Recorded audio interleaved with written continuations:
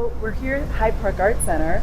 So as you know, Hyde Park Art Center, WPA, Works Progress Administration, art space, one of the community art spaces founded in 1939. That's right. Same time as the Southside Community Art Center, which we'll talk more about. That's right. But one of the wonderful things about this space, which has been here for in the neighborhood since that time, all these decades, this building allows us to open up these garage doors for very few shows during the year. That's right. The spring and summer show, it's the thing that our audience waits for all year, to be able to have these garage doors open. And it's so wonderful to have that for your exhibition. That's right. Planting and maintaining a perennial garden. Yep. And invite people from the street into the space. How did that feel for you, knowing that? That's been my goal. I mean, initially I wanted that to happen, but especially during COVID and the restrictions, it was fine to postpone a year. I wanted to, as long as I could have these doors, because I wanted to convert the actual gallery into a plaza. So that's what lifting these doors does. It just allows for people to come in, right off the streets, or stand outside in the street and then view the kind of work. So it's doing that. It's been open for a week, and just now, I mean, just walking down the street, people are like, oh, well, I was going to the store, but now I'm going to a show, and just casually walk in and have an experience and tap into all the things that I've been working on for the past 2 years with this show. So it's wonderful. It's amazing. That's great. Yeah. So should we take a look? Yeah, let's take a look.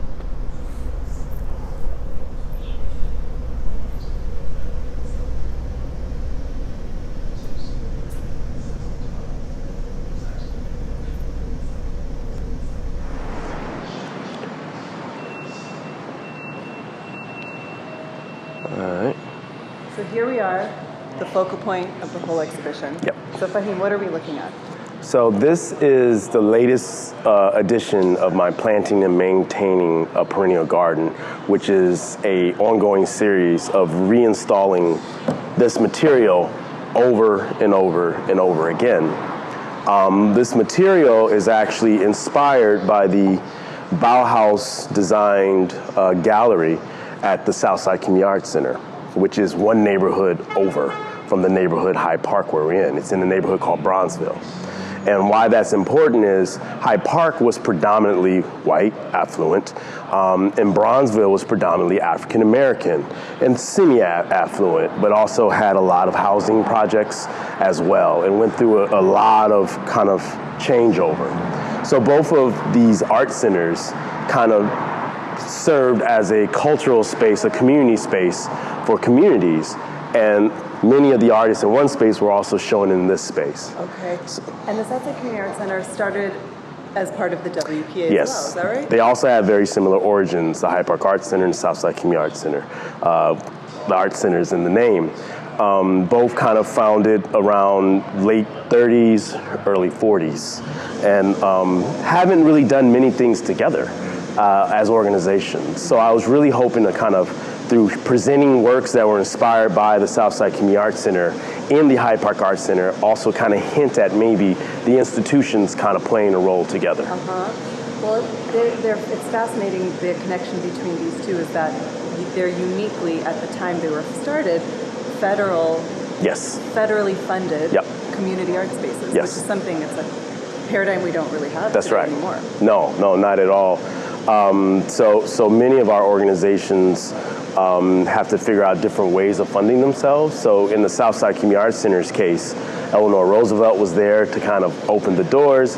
This is a way of kind of helping to combat poverty after the Great Depression. And it was right before we went to war. So a lot of the federal funding was cut when World War II kind of happened. So this institution, Southside Community Arts Center, survived by really leaning on community support, and had done so almost like for 70, 75 years of really keeping their doors open based on funding from the community and private donors. Okay. Yeah. So what's your connection to the Southside Community Arts Center? So I came to Chicago in 2001. and didn't really have many networks. And I met a couple of artists who quickly pushed me into the center, saying, you don't know anyone, you should go here. And I kind of started there as, I was unemployed, I was just hanging out, and fell in love with the space. And a lot of my networks and understanding of Chicago really came through sitting there for a summer and just learning, listening to older members, talking with artists. And that kind of turned into volunteering. Eventually, they made me a curator, which they hadn't had previously, to kind of think about the galleries. And over time, over the course of 7 years, I went from kind of artist in need to executive director. So I became director and leader of the space within 7 years.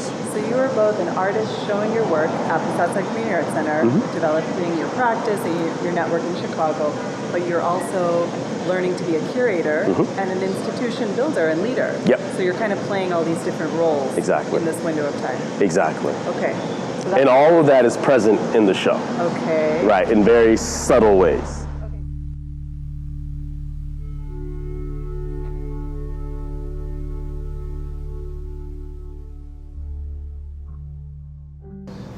Okay, so tell us about the wood structure that you've constructed here. Yeah. So for this iteration of planting and maintaining a perennial garden, it basically takes the form of a platform. And with all the kind of installments, I mean, sometimes they're bleachers, tables, walls, they always house something. They always showcase something. So in this case, I'm showcasing the Shroud. And the Shroud is an ongoing series of work that started out with me really thinking about a mentor of mine named Dr. Margaret Burroughs. And she did many things in her life, but the one that kind of inspired this kind of body of work was she taught in Statesville Prison, inmates in Statesville Prison up until her passing in when she was 90 plus years old. And one of the kind of legacies she left, or legacy stories she left, was that she would buy headstones for unmarked graves of some of the inmates she taught. And I just thought, like, as a body of work, how great it would be to go and kind of do tombstone rubbings of those kind of, funeral plots and head markers. Not thinking that that's something that I could in any way imagine, because I don't think she really documented that. But it started there. So that was the inspiration, and then it started thinking about like doing rubbings of the places I love, the places that were maybe not present anymore, or pondering the ending of things. So I started doing rubbings of the architecture of the Southside Community Arts Center when I stepped down as director, to really think about like the value of this space and what it means if this space closes in a time where maybe the use isn't the same.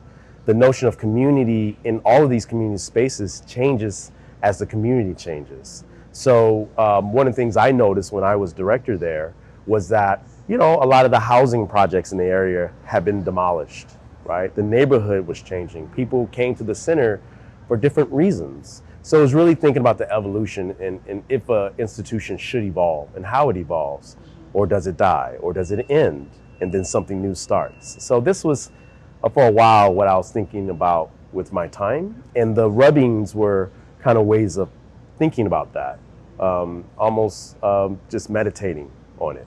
So we're talking about many decades of the life of this institution. Right. Dr. Margaret Burroughs is one of the founders of the Southside Community Arts Center. You had a strong connection with her. Yes. And I love that these wooden planks that you recreated are inspired from the interior architecture of the building. Is that right? Yeah, exactly. They're inspired in 1938. When this whole kind of thing started, there was an opportunity that the federal government would help to renovate a space, pay for staffing, but the community had to purchase a space or rent a space. The Southside Community Arts Center actually purchased a building, and they worked with students of the new Bauhaus, or I guess they were the new Bauhaus. Many of the founders of Bauhaus kind of came to Chicago, founded a school, which was in the same neighborhood, and they came in and renovated the interior of the space. And one of the really amazing aspects of that was that there was this gallery made of wooden walls. And the idea was that every show from its opening, the marks from hanging the artwork, the scratches, the pencil marks, they're all present. So that means when artists come through today, they're able to take part in a tradition that's been building over the 80 years. And it's just filled with knot holes and dents and dings and nail holes. So I just got really inspired about this idea of bringing the past with me into the present. So for every installment of this wood, you'll see kind of scratches, you'll see holes, nails, markings, and it just one bleeds into the other. And that means every show is present. And I found that to be really exciting, and I wanted to emulate that. So I made my own version, and this follows me around when I do shows. So then this structure that can be reconfigured, yes, you carried around, and then it's now increasing and kind of creating its own life. Yes. That then that's right. Absolutely relates to the history, the heart, the essence of the Southside Community that's Arts right. Center, but then you take it with you out into the world. Right, right. So now this material has the Southside Community Arts Center, it has the Hyde Park Arts Center, it has the Department of Cultural Affairs, the MCA. So every kind of that I've shown this material, it becomes a part of that legacy as well. So, yeah. This is the largest scale rubbing that you have done. Yes. That you've taken on. It's very ambitious. It takes yes. up the majority of our main gallery space here. Yeah. And we're looking at the exterior facade of the Southside Community Arts Center. The building still stands. Yes. Still in Bronzeville. The That's right. organization is still alive, doing what it's doing. That's but right. of course evolving. That's right. As it should over time. Can you talk a little bit about the title for this work? So it's a monumental rubbing of the exterior of the building. Yep. You call it a Demise Shroud. Yeah. What's a shroud? So this is like the name of the show is Planting and Maintaining a Perennial Garden, just simply Shroud. And the shroud kind of alludes to end or almost like death, you know. I was just pondering, like, once again, going back to some of that original work about what are the benefits of something end. You know, a great story has a beginning and it has an end. And the question is, when does the story end? Does it go on forever? Does it, by the ending of a book, it creates the possibility for more chapters, you know? So it's just questioning, like, when does something end and when is something born? So the center will go on for a long time. There are things that are put in place that you know, they remain kind of for a lot of emerging artists, established artists. They're showing right now as I'm showing this piece. But once again, by working with Southside Community Arts, I can think of more broadly. It's a small space that I can manage, but it's actually speaking to cultural institutions internationally.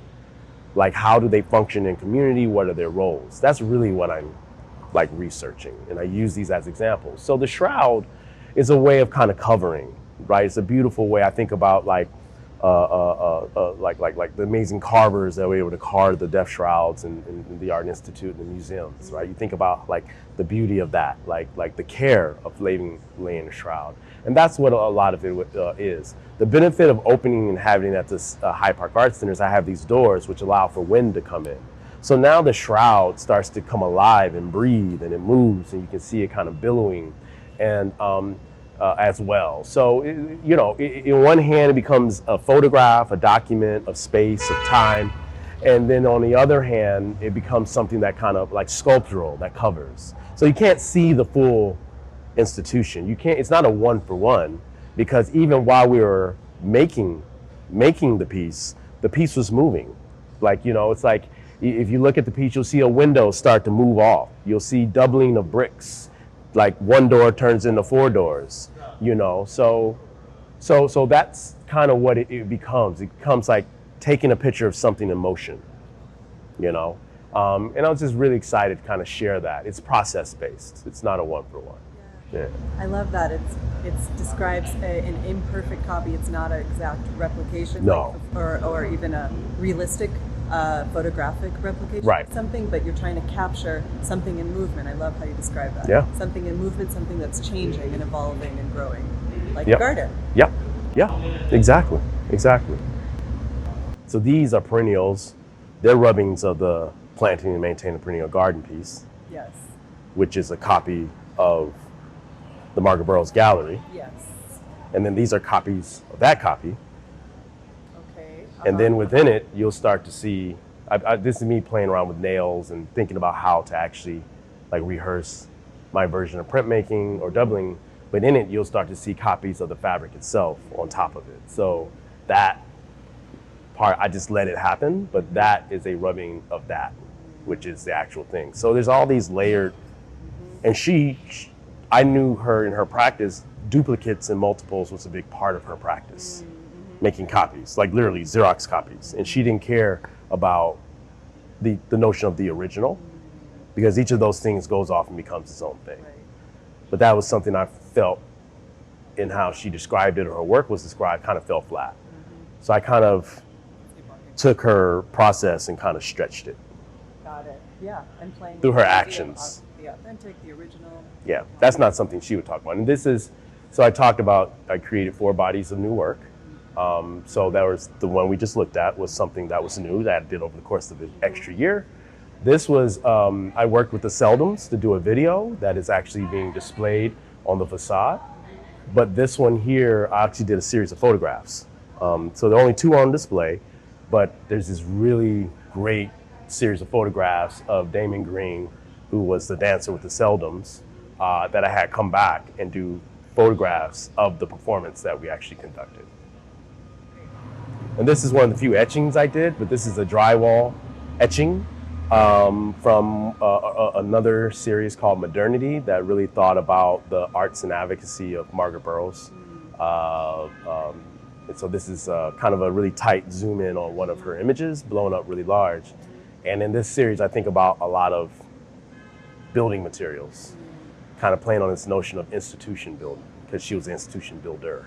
So it's kind of like literally tongue in cheek, Literally thinking using about the materials of building. Yeah. Such a different experience to come around. Yeah, this is really nice to be able to let people kind of come in and almost see behind the scenes. Yeah. It gives you an opportunity to see a lot more of the wooden material, the scratches and the dings, but then it almost feels like you're seeing behind the facade, right? The more vulnerable aspects, the bones. And these columns, once again, these were boxes that were used for another installation, but in this installation, they become columns reminiscent of the architecture of the building. So are these also recreated objects inspired by the center too? So these were actually Like soap this? boxes. These are So soap each time, I mean, like this was cut from another installation and then kind of jerry-rigged or fit to make fit, and these were used as seating Yes. in one space, or soap boxes in one, and then seating in another, and now they're Now columns, it's and a right. structural. it becomes a structural element versus a supporting It element. feels very protective, actually. In Yeah, a way. yeah. Like shaded and shielded from the sun. Yeah. Oh yeah. Something. It feels like a bit of a like a Vosges of some sort. Yeah. You can even see something like you see the little sticker glue. That was from another installation students did with the work years ago. So yeah. The idea is to really get it all kind of marked up and everything. That's what, sure. Yeah. So these were the original, like the first rubbings I did of the center. Okay. Where I Of the- really of the center itself. of the center itself, of the building itself. And this is where, these Planted the Seeds is 2016 before I did this.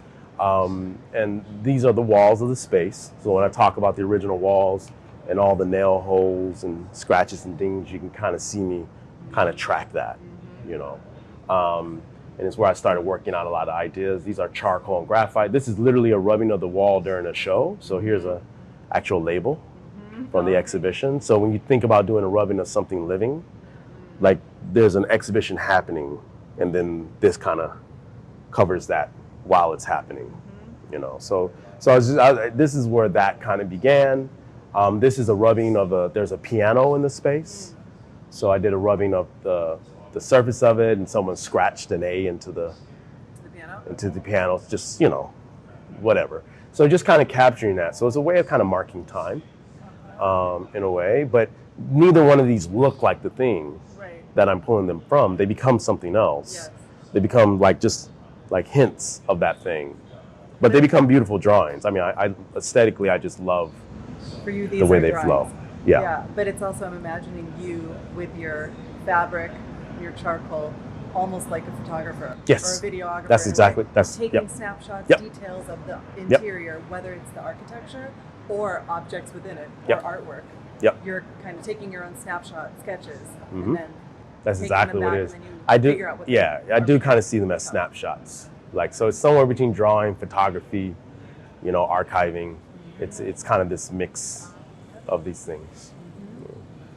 And this was unique. The curator, Allison Peters Quinn, wanted this piece, which is something a lot of people haven't seen.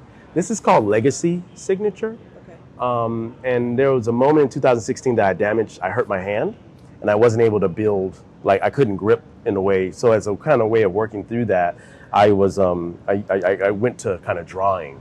And one of the stories is when we talked about Margaret Burroughs specifically, was that she would hand out a lot of prints. Like when I say prints, I mean like Xerox copies. Okay. Copies of copies. Photocopies. And if she needed more, she'll take that copy and go make a copy of the copy and then hand out more. And it was more important to hand it out, like the exchange, the back and forth, than the object itself. So I always thought it was kind of frustrating when people didn't really understand the value of it. So they'll take the copy and they'll ask for it, she would sign it, which seems like the way art works. Oh, the thing's signed, it's worth some, it has some monetary value. And then obviously that thing would just collapse in the market. It's not really like it's not really even worth the paper it's on, you know? But what the people didn't understand was the gift was the moment. The fact that for every one of those exchanges, she had a conversation with you. She got you to talk about who you were, like got to talk about your goals. She would give you a piece of advice and you would have a very precious moment. But that's not a moment that turns into like monetary gains. It's a moment that inspires you, propels you to do more. And so when I started learning now, she signed all these things multiply. She would often sign pieces of the students she taught because they were in prison. Like, so she would sign their name for them or sign her ex-husband's name. And I started to notice like there's a variety of prints. And I was like, well, these all kind of, Dr. Burroughs, is this your attention? I don't care about that. So as a way of kind of thinking about it, I took this process of time to learn to forge her signature. So I just, as a meditative component, I would just do her signature over and over and over. And earlier on, there would be timestamps, but in this one, this is where I kind of got it down, and it starts to turn into more of a stroke. So kind of starts to become like this Cy Twombly kind of like drawing, abstract drawing. But in each one of these are her signature over and over and over, bent, twisted. So yeah, it doesn't look anything, once again, like what it actually is, but then it becomes something else. So there's a lot of that in there. So this is graphite and pen and ink. Yeah. So, Faheem. Yes. We've talked a lot about your interest in the Southside Community Arts Center, your role there, its history, and how that has such a strong influence on your own practice, how it shapes your practice and what you make outside of that space, outside of the center. But I want to ask you, how do you understand showing work so directly related to the center's history? It's I think of it as its heartbeat, its history, it's your history with it. How do you understand that being understood by people who aren't from Chicago? Right. I think there's there's some specifics about the center, some nuances, right? That I think a lot of people walking in don't understand like what that means, and especially kind of moving internationally, understanding like local politics, like what one neighborhood represents in Chicago. Well, anywhere, like when you state where you live, that is almost a political statement, right? It says that there's a certain amount of history connected with that neighborhood, that country, that space, that generally with your neighbors is kind of understood, right? But so there are limitations in that way. But I would like to think some of the gestures that I'm doing along the lines of thinking about history, appreciating subtlety, mark making, kind of like digging, looking at founders. I think broadly these things are things that are appreciated everywhere. So I'm really excited whenever I get the opportunity to take some of these ideas or concepts or what I call like tactics on the road and seeing like who are the versions of the Margaret Burroughs in the communities that I'm going to? Where are the cultural institutions that maybe don't get the support but are doing all the work? What are the unique aspects of those spaces and how can we shine a brighter light on those spaces? So yes, I understand. I talk about nerding out on this specific history, but the reason I do this is because it's actually speaking to broader ideas about culturally specific neighborhoods, culturally specific institutions, and kind of like how they have access to resources. So, yeah, I'm really excited about. So you're talking about, you're talking about a set of strategies, you call them tactics, methodologies for digging, Yep. for looking at history, for understanding the past, for revisiting and recreating maybe more contemporary ideas of what the past was. Because as we know, history is one, Yep. what's written in a history book is one perspective on that story. That's right. But our current and contemporary invitation is to continue to look backward. That's right. And keep revisiting it to shape. That's right. Maybe the history is we're gonna think about it this way, or maybe we're gonna think about it differently. Yeah. Can you define for me what is a culturally specific art space? How do you Right. understand that in Chicago, in the U.S.? Yeah, culturally specific kind of art space or institution is really founded around supporting kind of a very specific community, right? So in the context of the Southside Community Arts Center, it's predominantly African American. If you can think about in the 1930s, Chicago was it still is to a certain extent, a pretty segregated kind of area. Neighborhoods are built around identity, whether African American, Asian, Mexican, and it's not like hammered through. There's no penalties in moving through, but those seeds were planted a long time ago, and they still hold true in many cases. And someone who moved here 15, 17 years ago, I found it striking that when I said I wanted to live in a certain neighborhood, people told me, oh, you shouldn't live in that neighborhood because that's predominantly Puerto Rican, or that's, you should live in this neighborhood because that's predominantly African American. And I think that happens in many places when you move around the world. Maybe different terminology, but a similar kind of circumstances.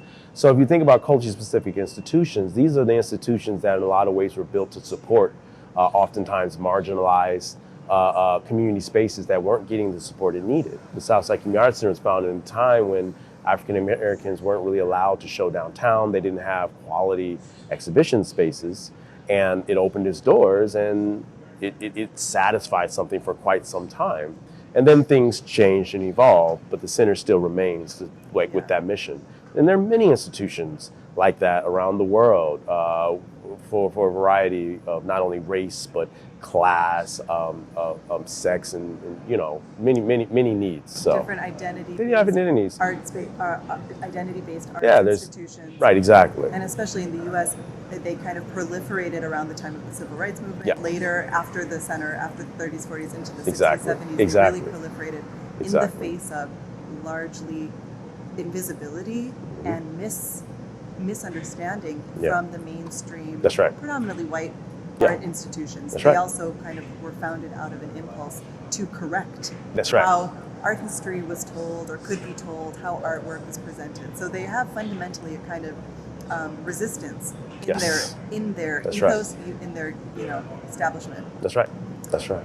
So that brings us to the present, to the present moment.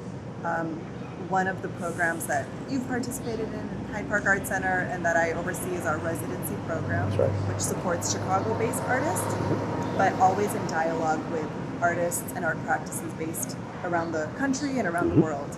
And so one of the things we really enjoy doing is, in addition to inviting artists to Chicago, is to help facilitate opportunities for Chicago artists to travel, to move, to flex their practice and their research outside of Chicago. So you will be spending some time in France coming up. So I'd love to hear about what you're going to be doing and how you think about this flexing of your practice, which is so rooted in Chicago. How are you thinking about this work and your approaches, your methodologies, living outside of the U.S., connecting with the French community? Yeah, definitely. I'm first, a big part of my practice when I move around is listening and immersion. So the first half of my time there, I do hope to make something because I am a builder. I'm a maker. I make things, but figuring out who I'm gonna make it with, right, and what I'm going to make it about. But in order to do that, I need some time just to roam, just to learn, to listen, to meet, and understand. Because I don't have an understanding of the space except from a distance. So I want, my time here. I'm gonna spend a full month just meeting people and learning, and then I'm going to think and ponder, and then I'll come back and I'll figure out something that can be made, and thinking about also how that thing becomes sustainable. What is the impact? Like what is potential? Am I planting a seed for something? Am I reinforcing something that's already present? How can my presence be in service to? What can the work do beyond just documenting? Can it actually support something that maybe is already present? So that's what I do here, and I'm excited to think about how that works internationally. So this is really exciting for me.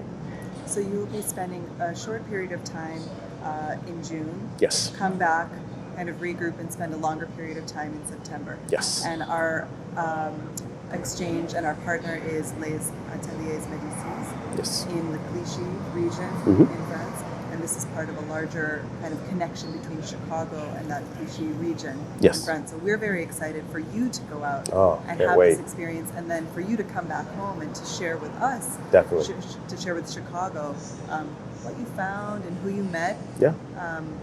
Because there will be some exciting connections maybe for Chicago audiences and audiences there to be linked to. Yes. I'm excited to start this, and it's a chapter. So we're going to do one chapter, and then it's going to lead into another. So I'm excited about that. Well, congratulations on your exhibition, on this moment in your practice, and the very exciting things coming up that will just build your practice. Excellent. I'm excited. It was great to talk to you. Thank you for coming.